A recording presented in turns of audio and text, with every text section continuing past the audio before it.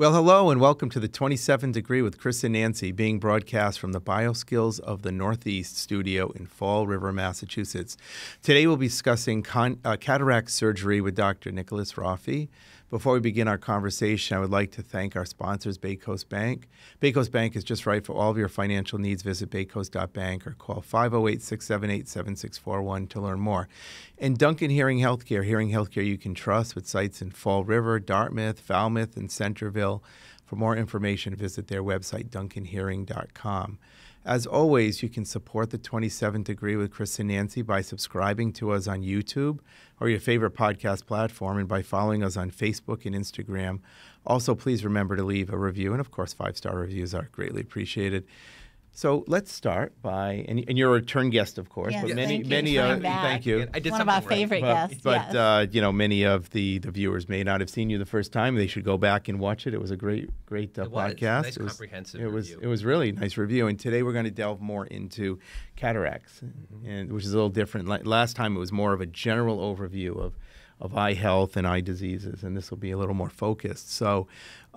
Why don't we start by, if you can just tell us a little bit about yourself and whatnot. My name is Nikolas Raufi. I am a native Rhode Islander. I practice ophthalmology, specifically comprehensive ophthalmology with a focus on cataract and refractive surgery.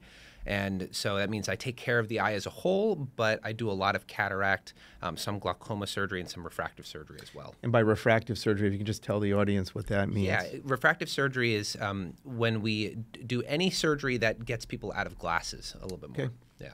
Okay, good. Exactly. So cataracts, I mean, this is such a common thing. I see this all the time in my practice. I do pre-op evaluations for cataract surgery or whatnot, and it's exceedingly common. But let's talk a little bit, just let the audience know, what is a cataract? Because I bet there are people out there who are really wondering. They know that, the lens gets a little cloudy, but there's more to it, I'm sure. Just a little bit. So basically, cataracts, like you have said, it's very common. Everyone gets cataracts eventually, right? Okay. If you live long enough, you get wrinkles, you get cataracts. It's normal. It's not a bad thing when you get cataracts. What it is, essentially, and you'll find I reference this model here because I think it'll help sometimes. If we look in the eye here, everyone has a lens. This lens is clear. We're born with a clear lens. Right. That lens is really important for sharpening images that come to the retina to help us see well. But over time, that clear lens, just as wrinkles form, the lens becomes cloudy. Okay. And that clouded lens creates an impediment for things going through, so you can't see as well, essentially. That's what a cataract is. Right. That's why patients say they have trouble with night vision, per se, where there's less ambient light, correct? Yeah, that's exactly right. Cataracts cause two main issues. One is glare, and glare symptoms generally are pervasive at nighttime because our pupil gets bigger, and that's where all the extra ambient light comes in from headlights of cars, for example. It also causes our glasses not to work eventually. And so a lot of people can have cataracts but have good vision because the glasses still work. But as that cataract gets yellower and yellower, or just cloudier, then glasses start not working. And that's when cataract surgery becomes an option. Okay. Is there anything you can do, like, while you're waiting for surgery? Say your surgery is still like a little ways out. Is there anything you can do that will help to decrease all the things that you're seeing or not seeing because of the cataract? Absolutely. I mean, first off, in terms of preventing cataracts, very, very tough to do that. However, having a healthy lifestyle, cataracts are thought to be caused mostly by oxidative stress, which is basically just UV light, so wearing sunglasses, unhealthy eating, smoking cigarettes, things like this, they can cause cataracts and make them accelerate. So doing that can help prevent them. But once you get cataracts, one of the ways you can help with some of those symptoms is anti-glare in glasses. So having a glasses prescription, but having anti-glare built into those glasses can help with some of those extra lights that you have or that you see. Because when you go get glasses, as like we both wear glasses, you know how you're sitting in that chair and they're like, do you want this? Do you want that? Do you want this? Do you want the anti-glare? And like sometimes you're like, you don't know. You're like, oh, so what if I have a little glare in pictures? But it's like more than that, It's like really. Unfortunately, it becomes a trial and error thing. You learn over the years, I'm someone that likes anti-glare. I need to get that in my glasses. Or you say, that never really bothered me. I don't know. Yeah. Like there should be that little, by the way, this will help you with XYZ, not it's like X amount more. I like that. How about sun exposure? That's always a absolutely. thing Yeah, people ask I about. always recommend everyone with or without cataracts after cataract surgery anytime should wear sunglasses. Yeah. UVA and UVB, ultraviolet radiation absolutely can accelerate the growth of cataracts, and so for sure, yeah. And you want to buy sunglasses that really are good quality that reduce the UVA and UVB, not the $1.99 dollar store That's ones. right. It's good to have a good pair of sunglasses. Another aspect of them that you're referencing is polarized glasses. That really helps, especially here we are in a wonderful area that has a lot of water, and we love that, but the light rays coming off the water are doubling what's coming from the sun, and so having a polarized pair is helpful. Are there genetic factors that increase the risk of one person versus another having cataracts? Yes. Yeah. There are certain metabolic conditions that are genetic that can be passed on from parents to their offspring, and those can lead to a higher rate of needing glasses. Other things like the length of the eye, having myopia, it's called, like nearsightedness, does happen to increase it makes cataract surgery needed earlier. So cataracts form a little earlier in those types of people. Okay. Yeah. Do cataracts advance like at a faster rate in different people, or do they kind of follow the same timeline? It's hard to say. It really runs the gamut. There are some people that they feel like their cataract, because a lot of it is your health and the cataract itself objectively, but a lot of it's also our psychology and how we experience that vision. So some people are more picky than others, right? And so some people come in and they say, my cataract formed over months. Some people say, oh, it's been forming over years. Could be the same cataract. It's very hard to say. So when patients ask me, oh, yes, I'm having surgery in this eye, but when will I need this eye? Sometimes I say, look, it could be months, it could be years. It depends a little bit. Yeah. It's one of those, we talked about this on another podcast, how these things that occur very slowly. They're somewhat kind of insidious. Like you don't notice it until you hit a critical point where all of a sudden, I really can't see anymore. It's, I see this all the time with other conditions like dementia. Someone comes and say, I realize mom is demented all of a sudden, She's probably been developing cognitive issues over years, but it gets to a critical mass or a critical point where all of a sudden you're like, wow. Yeah, there's something going on. It's the same with that, I'm guessing. It's not happening overnight. And at that point, when the patient comes in with that, usually no fault of their own, but it's an emergency, I need my surgery immediately, and of course it's an elective surgery, but I understand the frustration that when you find out immediately your vision has decreased, you want it fixed. Of course. Absolutely. Yeah. I've had a lot of patients who've had it done and they say afterwards, like, I didn't realize that colors were so bright, or I was missing, all the sharpness in my vision. Like it happens so slowly, you kind of adapt to it until it gets to a point where you can't adapt, right? Right.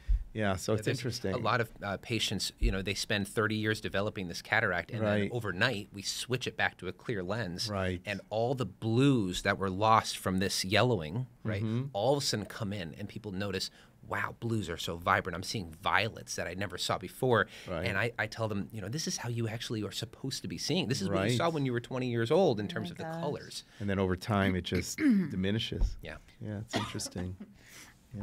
So we touched just a little bit over the symptoms. Like, so if I have cataracts, like what am I feeling? Like, so you said like the glare, and I'm not seeing as well at night. Like, what are the other things like I feel?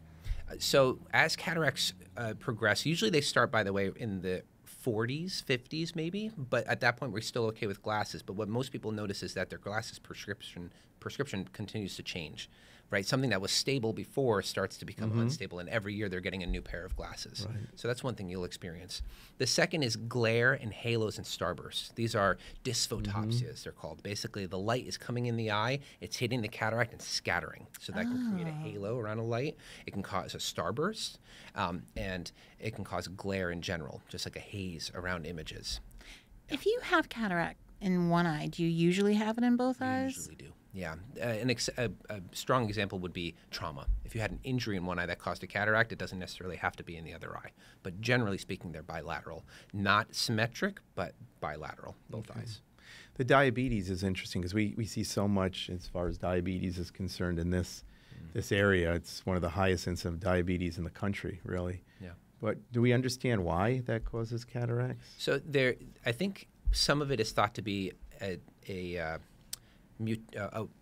a dysgenesis of the sorbitol pathway. It's basically the sugars that bathe and are within the lens start to cause changes in shape of that lens. But I think there is some thought that that also causes problems with glutathione, which is a oxygen-free radical scavenger that helps usually prevent cataracts. Instead, those cataracts come in. It's a little complicated, but there certainly is an association between diabetes and cataracts. I mean, diabetes causes so much harm to many systems. It's just interesting that cataracts are, we always think of the retina as being the target for diabetes, but cataracts is another cause. For sure. Yeah, interestingly. Can you ignore it? Can you ignore cataracts? Sure, you can. You don't mind being blind? And unfortunately, eventually it will blind you. Yeah. And then you can still have surgery, though, or is there a point where it's like you can still have surgery, but the cataract or the cataract itself, like on this model here, you can see it becomes denser and denser with time. And as it gets so hard, it gets very difficult for us as a surgeon to get that cataract out. And the harder that cataract is, the more inflammation that is. So there's a lot of timing to this. You don't want to do it too early. Right. You don't want to do it too late. You have to find the sweet. Yes, a lot of patients will come in asking if their cataract is ripe. Okay. And now, what is it? Like, how do you know? So we know it's interesting you ask, because it doesn't actually matter as much about the cataract itself. Most people are within a range that we can easily get it out. It's more about what is the patient's vision. And is that vision bothering them? And is our glasses working, right? Yeah. That's the end of the spectrum that says, oh, your vision's too good. Don't do cataract surgery. And then the other end is, well, we don't have much of a choice. At some point, if someone has poor vision, we get it out. We have to do the surgery, whether or not it's difficult or not. So what do you do exactly? So cataract surgery itself is one of the most common surgeries in the world, behind probably skin biopsies. I think about 10,000 to 20,000 are done a day in the United States. Okay. That number is projected to double in the next 10 years or so, just because of the baby boomer generation that is aging. And so basically the way that cataract surgery works, if we come back to this model, what we're doing is everything's from the side. In other words, I don't want patients to be nervous that they're going to see me doing anything, right? Everything is from the side. And what we do is we basically remove this cloudy cataract. We leave the encasement, the shell around it. And when we get rid of that, we put in a new lens. So this here is one of those lenses. Obviously, it's a large version of that. And you can notice that the lens sits in this bag. And that bag is going to be in the same spot as the old cataract was. So now there's an ability to see straight through. Okay. And so that's basically cataract surgery. Yeah. Well, everyone must have a different size lens to some extent. You must have to. Yeah, in terms of the intraocular lens we place, it's more about the power of the lens. So the size of the lens is the same for everyone in general, but the power of the optic, which is the center portion there, just like the difference in prescription that you have, even between your own eyes, the power there is different. And that focuses light rays onto the retina here. We want to get that as perfect as possible. So if you have someone who is wearing glasses for, say, an astigmatism, or they're, nearsighted or farsighted for that, you can correct that. Absolutely. It's one of the wonderful things about cataract surgery. It's not just about removing that cloudy lens. It's about correcting the patient's prescription. Even complicated astigmatisms and that, they can all be corrected? Yeah. That's great. Yeah. So interesting, yeah. I can't see. I'm thinking, I Googled it. I'm like, oh, this sounds like cataract. I like make an appointment with you. Could be like 50 other things, but okay. But it's a good point, because some people will call the office and say, I have cataracts, I need to be seen, and without a referral, and that's fine. But a lot of them need to also recognize, just like you said, there could be so many other reasons to have decreased vision. Cataracts could be one of 15 different things going on at once, or it's one of one, and that's it. And we do cataract surgery, and that's simple. So then I'm seeing you and you're like, yep, you were right. Yeah. You have cataracts. Yeah. And then, so what's the timing like? Because you said if I have it in one eye, most likely I will probably have something going on in the other eye as well. So I guess I have a couple of questions. One, what's the timing between surgeries? And your scheduling surgery, is this done where? Like in a surgery suite? And like, if I'm awake through this, am I like how close can I get to being not awake? We'll delve more into the surgical experience, right? So first off, the timing between eyes, assuming you need both done, is generally 1 to 2 weeks. There are some places in the U.S. that are doing same day, both eyes, but we still around here still do one eye, let it heal completely, do the other eye. I do it about 2 weeks later, just to let it heal. Is that so people can see like that, so you're not dealing with like swollen eyes or yes, something? partially, but it's also because you're right. If we do both eyes the same day, both eyes are going to be fairly blurry. So that's part of the reason. But also, if there are any complications, we don't want that to be occurring for both eyes. We want to do it just could be one very eye, scary. right? Yeah, and they're very rare. But those complications, while I'm discussing them, they include normal surgical things: infection, bleeding, risk of needing more surgery. Right? Most people get some inflammation. Inflammation is very normal for any surgery. You're not going to run a marathon the day after getting your knee replaced, right? So it takes time to heal. So after that, I think the next question you were asking was where I do the surgery. Yeah. The surgery itself, I do at East Bay Surgery Center. That's in Swansea. Here. It's a surgical center that only does eyes, and even with that said, I don't know the exact numbers, but it's 90% cataract surgery, maybe more. Nice. And so it's nice to work at a facility that knows eyes. Inside, all the staff, they know exactly what they're doing. So that's really beneficial. For the surgery itself, many people come in nervous about cataract surgery because, and I think you mentioned you're one of those, right? Yeah, Eyeballs are definitely. a little, you're a little squeamish. So that's normal. I think you should realize that the vast majority of people say that was it at the end of the surgery. Finally realizing that it was a very simple procedure. I like to say cataract surgery is a little bit like going to a concert. Obviously, it's not exactly, but the reason I say that is we have music playing in the room. Okay. You see a little bit of a light show, like a kaleidoscope image. Nothing I'm doing, just kind of weird shadows and shapes. And we give you that nice medicine. It's like having a few glasses of wine. Okay. So you're relaxed. You're in La La Land. You're loopy. You're listening to some nice 70s music. Usually I play 70s in the room. It's just what I like. So it's generally a very pleasant experience without pain. Do I see any instruments coming at me? You do not. Okay. You do not. Yeah. All right. That would be my biggest Yeah. How long does it take?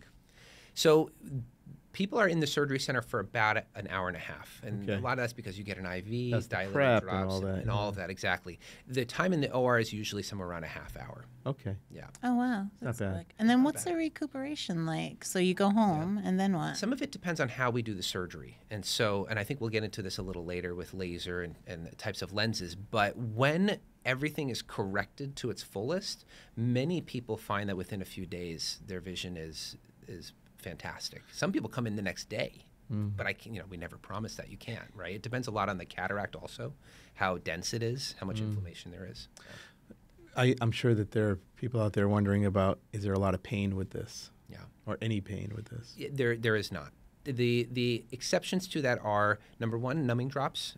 Anyone who's had numbing drops knows that they sting for a few seconds. Sure. And so that's going to be normal to have. Yeah. And then also, I like to always tell patients when there's going to be a feeling of pressure.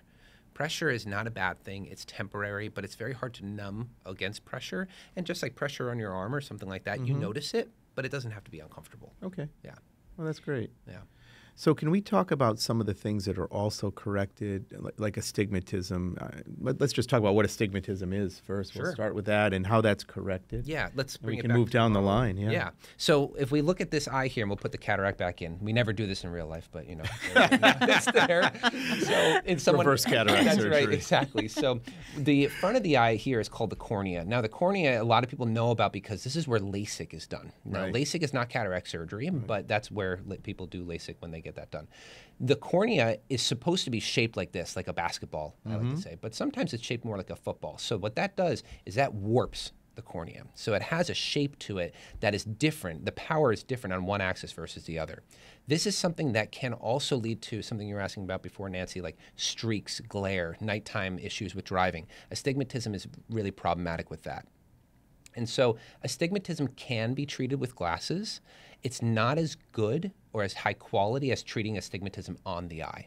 So there's good evidence to show that treating astigmatism as close to here, it's called the nodal point, gives the best quality of vision with treating the astigmatism. The way we do that is there's two. One is by doing laser-assisted surgery. Laser-assisted surgery will correct the warp on the front of the eye here. The second is by using a toric lens. So just like the lens I showed before, this lens can have the opposite warp as this cornea, thereby undoing astigmatism. And so by undoing that astigmatism, that gives those patients who choose that very pristine, clear vision after surgery, assuming everything else is perfect, right? Those are the people that heal very quickly. So that's what astigmatism is. That's how we treat it during the surgery. Okay. Yeah. It's interesting. If someone has had LASIK surgery and they have astigmatism secondary to that, can they still have correction with a cataract procedure? It's actually very common. Yeah. Yeah. Mm-hmm. Okay, interesting. Is there any point, like, suppose we had just talked about complications. Suppose, there's that small chance that it doesn't work out great. Can they go for a redo? So, yes and no. So the short answer is when someone still has residual prescription, if that's what you're referring to, then number one is our glasses going to be something that we're going to talk about. A lot of patients have the understanding that, yes, we're trying to correct all these things, but it's never 100%. Right. So there could be a need for glasses. That's the simplest way. Contact lenses is included in that. If someone was used to wearing contact lenses, they could wear a contact lens and correct it. Okay. If we needed to replace the lens, that's called a lens exchange. So that surgery has a little bit more risk to it, but basically what it involves is returning to the OR, taking the lens that we had placed out and putting a new one in. Okay. One that is hopefully better in the way you're describing. Okay. I don't want to say have you done a lot of these, but have you done a lot of those? So, no, fortunately no, and it's more because they're becoming less and less common. Okay. Having to do lens exchanges now, because of our advanced measurement devices, having to do lens exchange is very, very uncommon now. Yeah. Okay, that's good to know. Yeah. Primacare is Southeastern New England's trusted leader in medical care. With offices in Fall River and surrounding communities, we're dedicated to your well-being. Our carefully selected team of more than 150 providers offers world-class primary and specialty medical care. Primacare doctors are supported by a skilled staff trained to deliver comprehensive radiology, imaging, and testing services. Primacare is large enough to take care of all your medical needs, but small enough to care for you personally. Primacare is by your side. So we talked about astigmatism. Let's talk about nearsightedness, farsightedness, and the kind of the pathophysiology of that, and what you can do about that too. Yeah. So when it comes to cataract surgery, someone who's nearsighted is actually a very simple situation. Mm-hmm. Those people are some of the ones that are most excited about cataract surgery because they have never been able to see in the distance. And when you finally correct their surgery and correct all their astigmatism, they end up seeing very well. So people who are farsighted also do very well because they're not used to seeing anywhere. They don't see distance, They don't see up close, and when you correct things, you can give them very good distance vision or near vision. And it's the same process. You just put a lens in that basically corrects the distortion or the problem that they have. It's all about what type of lens you choose. Okay. So you had mentioned near vision, and what that brings in sometimes is the possibility of using a multifocal lens. Mm-hmm. The lens I've shown you here, this is that's a cataract again. This is a monofocal lens. Okay. And so a monofocal lens, whether it's toric or non-toric, is a lens that gives you one focus point, monofocal. Mm-hmm. That one focus point can be either distance, and those patients typically need reading glasses after surgery, or that focus point can be near, and then those patients need distance glasses. So they're choosing the focus point that makes them most pleased to be out of glasses, and then they need glasses for the other part of it. Okay. But the alternative is, and I think we have two here. This one is a nice one to look at, I think, because it has these rings. This is a multifocal lens. So a multifocus lens has rings built into it that allow certain light rays to be used for distance and certain light rays to be used for near and certain to be used for intermediate, like computer vision. These types of lenses are very, very good at giving people after cataract surgery the ability to see at all ranges simultaneously. It's not like progressive glasses where you're looking through the bottom portion or the top. It all happens at the same time. The brain adapts very quickly to these types of lenses. And that's a lens that is nice because most people, and there are exceptions, but most people, by the time they hit their mid-40s, they find that they start doing this. Yeah. Right? And so that is part of the evolution of cataracts. That's something that people from the mid-40s to the mid-70s or so, when they have surgery for 30 years, they're not used to being able to see up close and far at the same time. And so these multifocals, when used in the right patient, because you have to be very particular about which patients you choose, they can work really, really well. So it would be, as when we're younger and you can focus on things close and far. Yeah. Is it that simple? It is, put like that, yes, it is, absolutely. The reason why I hesitate a little bit with it is people have to learn where the sweet spot is. Okay. When you're really young, you can bring things here. Right. With these, no, it's about a comfortable reading distance. Okay. You know, it's about finding where are things most clear. Okay. Yeah. That's fascinating, though. And then you could look in the distance and still be able to see. Yeah. Yeah. Wow. Yeah, it's I very think that is fascinating because, like, you realize, like what's next? Like, what's next that's going to come out? Like, they just wave like a magic wand in front of your eyes and like, boof, done. yeah. I don't see as many people having that done. Is it a cost issue? Yeah, part of it is. So at least for me, I'm very picky about which patients I think qualify for it. You really need every aspect of the eye to be perfect. In other words, you don't want to have a retina that has other pathologies. You don't want to have a cornea that is very irregular and dry. These types of things would, in my hands at least, disqualify a patient from qualifying for it. However, the bigger hurdle, I suppose, is finances. These are expensive lenses. They're not covered by insurance. Okay. And so that's an individual conversation that we just have with the patients. That's probably why I don't see a lot of them. It's a lot of cost issues. Yeah. Yeah, interesting. How long does like just regular cataract surgery last for? Or is that just dependent? Forever. So the new lens lasts forever. It is made out of an acrylic material. That acrylic material will probably last a couple hundred years. Don't take my word for that, but these things will outlast. Longer than us. Yeah. I know. I was just like, I had a visual of us like in our grave with just like little lenses. All you on are the is casket. the lens That's left it. over. Yeah. That's right. Right. 200 years from now, they find bones and some lenses. Right? What may not last, though, is, as I was mentioning before, this lens goes into a bag, and that bag there is part of your body. So this bag can scar over time, and when and if it does, it can require a polishing procedure, which is very simple, and it's quick and easy and painless. But that is just because of scarring that can form on the back side of the lens. Okay. Since it is elective, is it still a surgery that is covered by surgery? Yes. Yeah. So the surgery is covered. The anesthesia fees are covered. My professional fees are covered for the surgery. That doesn't necessarily speak to a patient's particular insurance. They could have deductibles, co-pays, things like that, right? The things that are not covered are things like the multifocal lenses, things like the toric lenses and things like lasers. It's like kind of like the upgrades. Yeah, it's the things that, in my mind, give that really good pristine vision. But yes, they are the upgrades. Okay. So now we've kind of gone through like the surgery and stuff. So now I'm like I'm waking up in the surgical center and I'm feeling maybe a little, you said there really wasn't any pain, but I'm feeling like something's done. Yeah. But when most people get their vision back, you said you had someone the next day that was like, boom, done. What's what's normal for you to see as far as people being like, oh man, this works so well?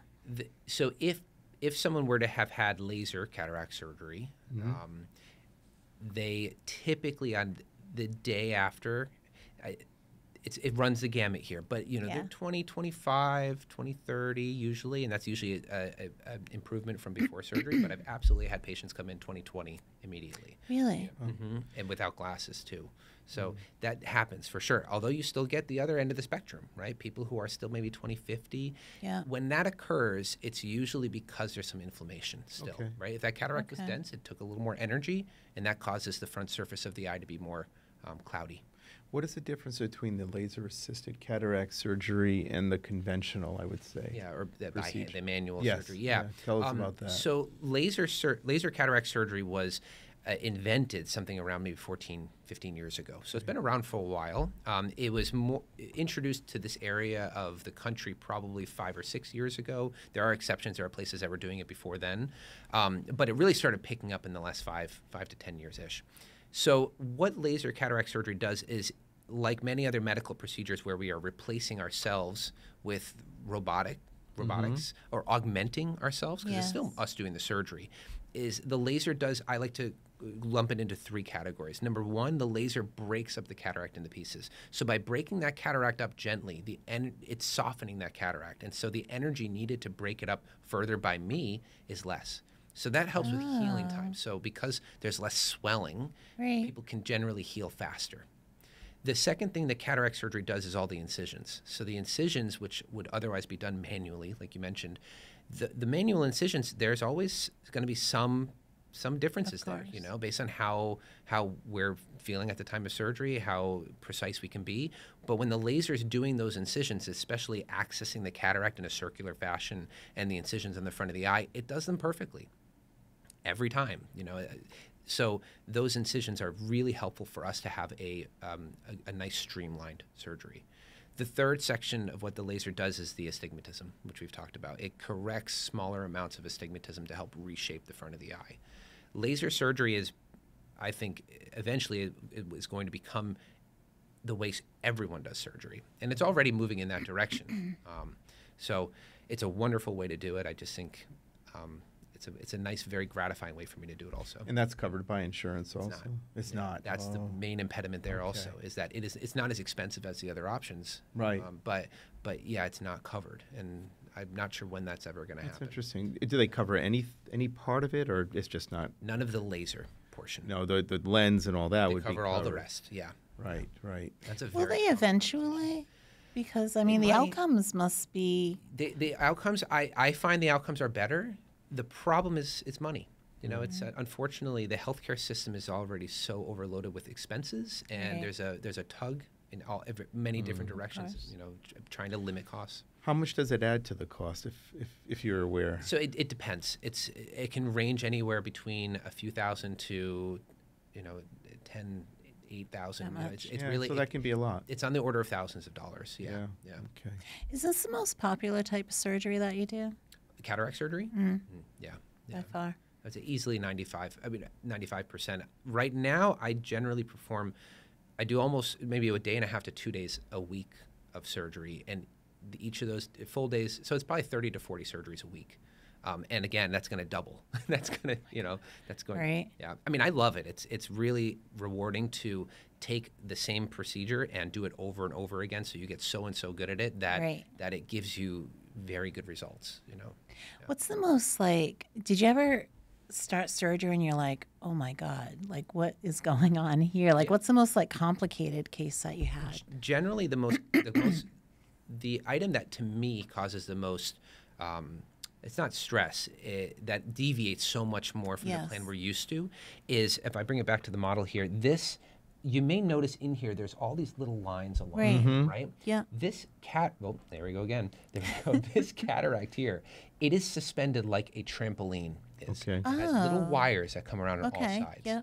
Now, there are patients that we see in the office where their lens looks nice and stable. It's snug right there, their cataract. But then we can get to the OR, and all of a sudden, that lens is moving around like this. When those zonules, those wires, have a loss of integrity, that can make it very difficult to put a new lens in that spot. So that deviates strongly with what the original surgical plan is, and that's why we plan for A, B, and Plan C, right? But that may mean we have to put a lens in a different location, or we need to stitch a lens in place. This type of conversation is something we would very specifically have with the patient before surgery, because the vast majority of time we know about it going in. But, What would cause that tissue to lose the integrity that it should have? There are certain genetic conditions, things like Marfan syndrome, homocystinuria. There are trauma can absolutely do that. If you get banged hard enough, you can definitely hurt some of those zonules.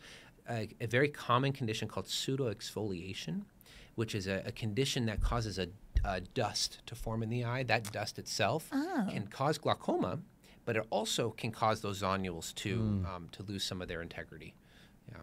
Can this surgery be done on patients who have glaucoma? That's a great question. Very commonly, actually. So what I perform a lot is a combination of cataract surgery and MIGS, which is minimally invasive glaucoma surgery. Okay. So for patients who have mild or moderate glaucoma, they can have a glaucoma procedure done at the same time as their cataract surgery. And in that way, they can get the good vision we've described, but also have stents placed, which can help decrease the pressure in the eye and therefore help treat glaucoma. Okay. Yeah.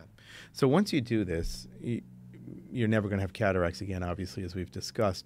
But your vision may still change. It may improve over time as swelling goes down and that. So what happens with the glasses that you need? Are you changing them regularly until things settle out? Or? So we usually, and everyone, it differs a little bit, but we generally wait about a month after surgery before we do glasses. And that's a month after the second eye. right? To give everything time to that's heal smart. completely, Right. right? And so that way there's not this fluctuation with vision and with prescription. By that point, things are pretty much set. Okay. That said, those patients will continue to have a yearly exam, and they could slowly change prescriptions to going from no glasses to needing glasses. That's very uncommon to need. It's a very small amount of prescription that changes every year as we age. Some eyeglass companies, too, they'll let you, for no charge, come back with a new prescription within 3 months. Yeah. Oh, yeah? Yeah, yeah. Yeah, that would be always an important thing to ask the optical shop where you get glasses, because almost all optical shops will give you some information like that. Usually it's 3 months. Okay. That's Yeah. interesting to know. I know. Glasses are so expensive now, too. Oh, my God. Yeah.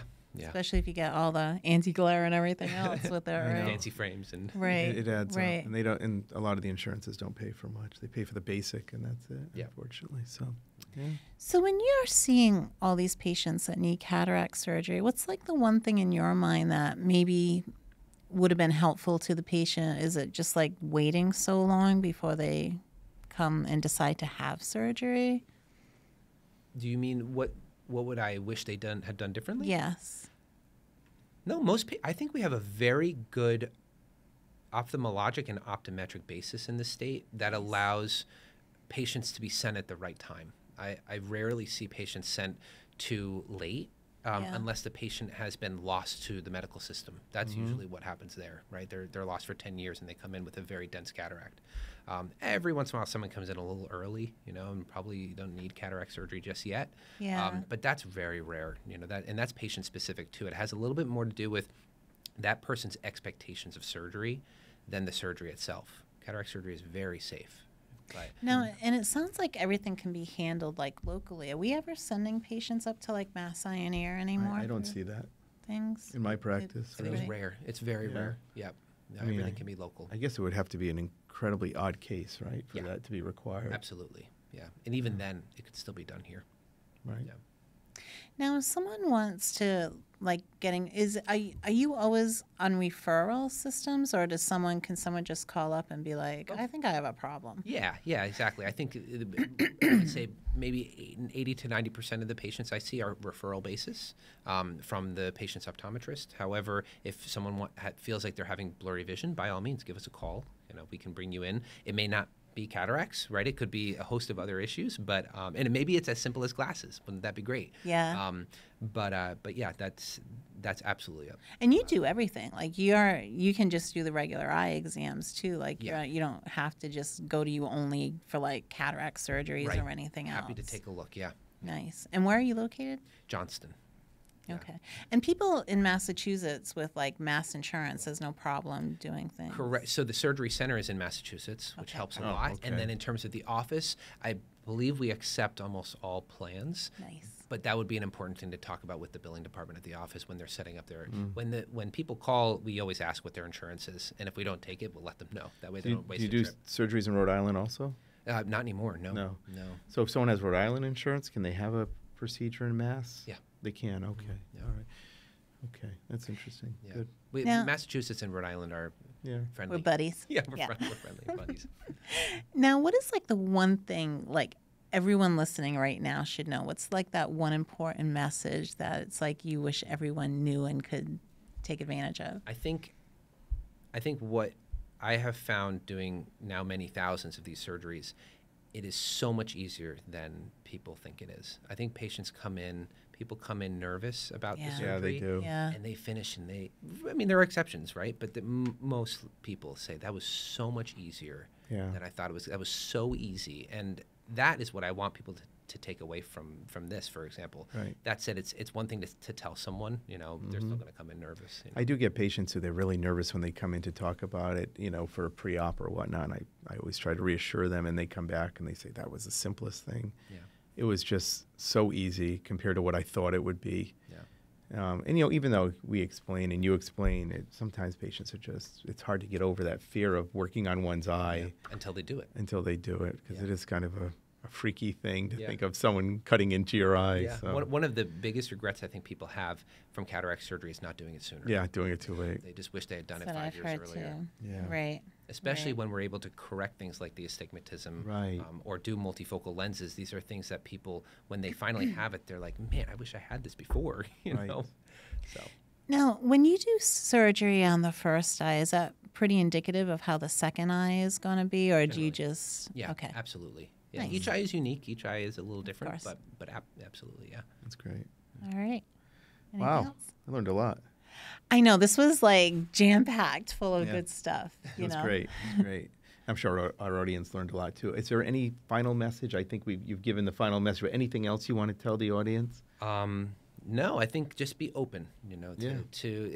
having a surgical consultation is supposed to be a 2-hour visit because we spend time talking about these things. I find it extremely gratifying, and I want my patients, and all doctors want their patients to be happy and pleased with their result and how they're being treated. And so I just think I would encourage patients to get over the anxiety of the visit, go to the visit, be ready to get a lot of information, and hopefully leave comfortable. So if someone does want to have this evaluation, they can go through their primary and be referred. But certain insurances, they can just self-refer themselves also. And if they wanted to contact you, they would call your office, and the number, we'll post it, of course. But. Yeah. But what if I forgot it right now? Oh, wow. Oh yeah. my We God, should have we'd warned look it you up about quick. No, I'm just kidding. We've had that happen. Yeah. We have had that happen. We sure It's did. 401-272-2110.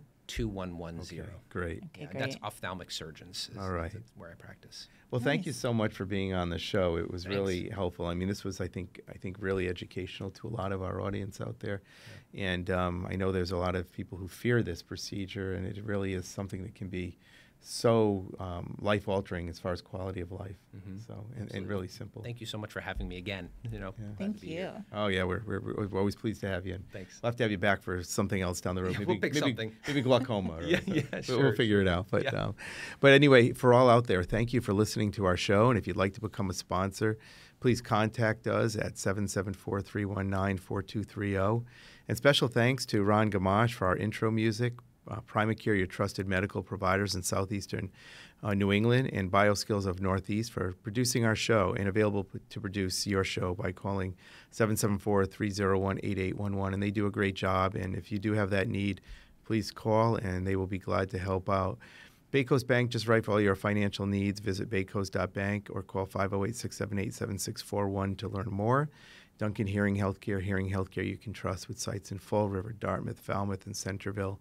For more information, visit their website, duncanhearing.com. And of course, thank you, Dr. Raufi, for coming on the show. We appreciate it greatly, and it was wonderful. And we'll have you back again, I'm sure, Sounds at some great. point. Thanks. Thank you.